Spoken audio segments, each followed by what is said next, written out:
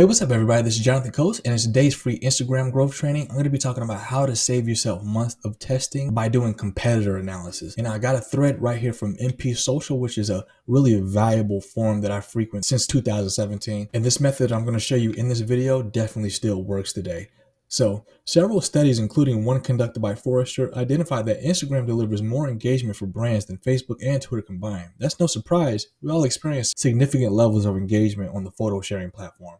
Several questions come to mind. Why is that? What makes Instagram so successful in enticing people to interact with branded content?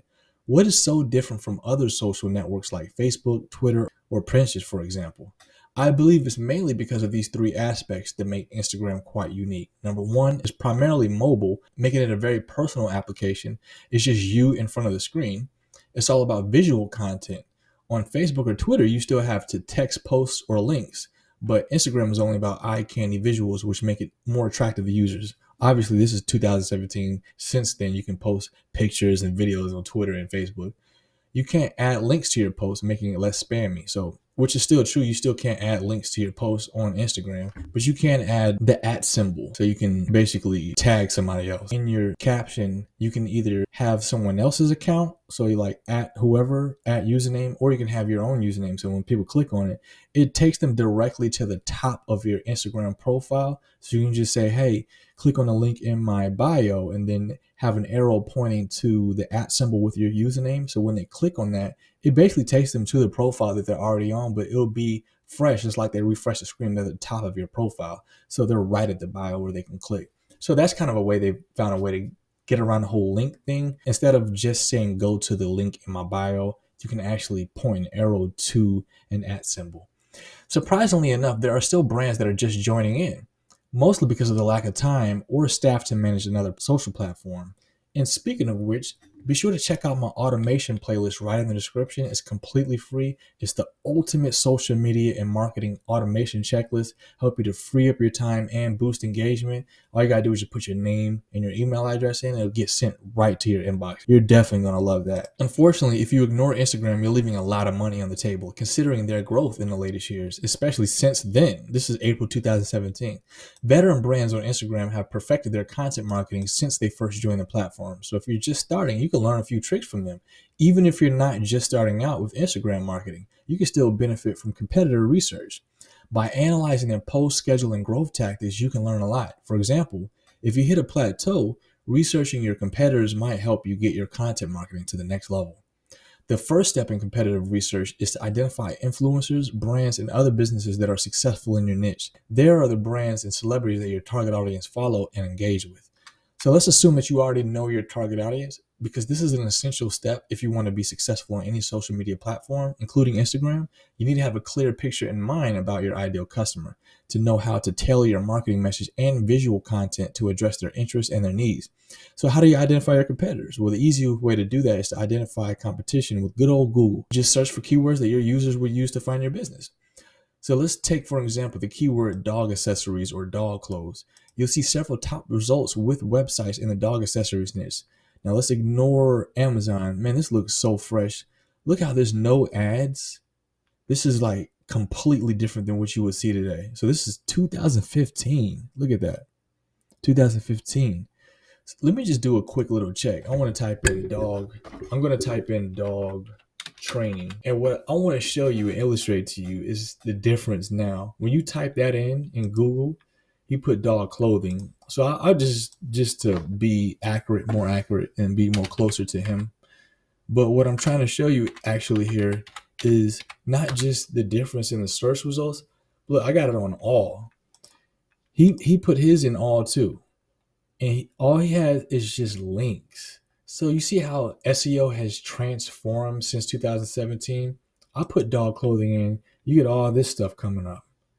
And these could be different websites, but a lot of these people are actually promoting their website. So you have all of this come up, which is cool. You get a visual representation, but this is sponsored.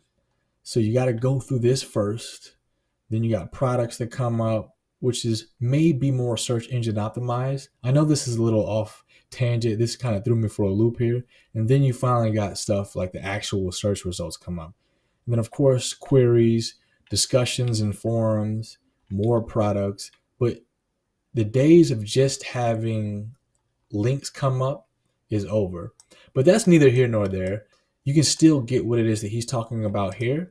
So for this exercise, let's take PetSmart, Posh Puppy Boutique, Funny Fur, Petco, Baxter Boots. So you basically just take the top brands that you see up here, and I Heart Dogs. For some of these brands, it was quite difficult to find their Instagram page on their website itself.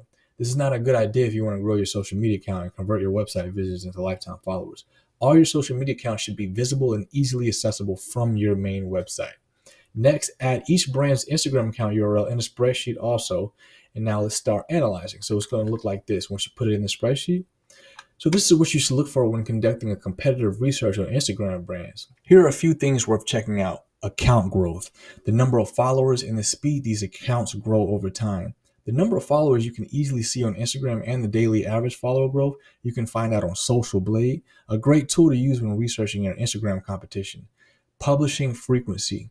Using Social Blade, you can find out how many posts per day are published by each brand. Or you can go further and find out more detailed stats, the number of posts per week or month, with command analytics apps for iOS that comes with a 14-day trial. Engagement. Using the command analytics app, again, you can find out the average number of likes or comments per post to get a sense of their popularity.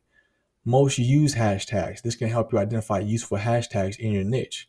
Top posts. You can find them with the command analytics app. This will help you understand what type of content your audience likes and try to see what these posts have in common. Maybe there are certain colors or content types that are more popular, like images versus videos, for example. Use this information to improve your content.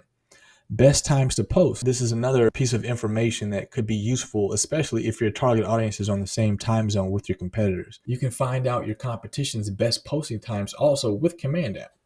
Other information that you can use to determine the popularity of a brand is to search for the branded hashtag brand name on Instagram and see how many results that they have. If there are a lot of results, it means there's a lot of people are searching and using their hashtag. So they must be doing something good to have this type of engagement. Now let's add in a spreadsheet what we have found out using Social Blade, Command Analytics app, or simply the Instagram website.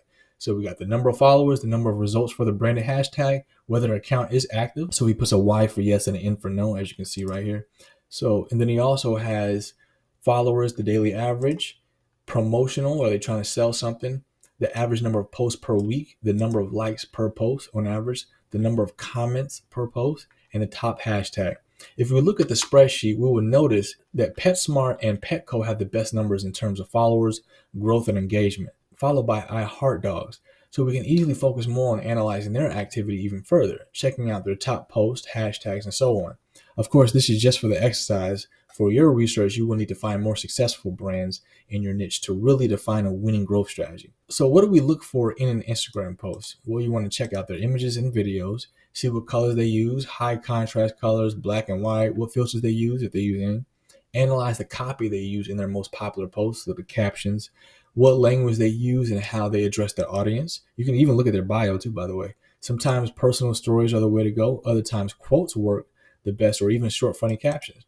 After noticing all these patterns, you can start testing these strategies with your own accounts. Follow the guidelines you notice in your research and create your own content strategy. Yes, it can take some time, but you don't have to do this every day, and it beats having to figure everything out on yourself. Why spend months to learn what works and what doesn't on your own when you can see what the best is in your niche that's going on right now and take it from there and improve on that?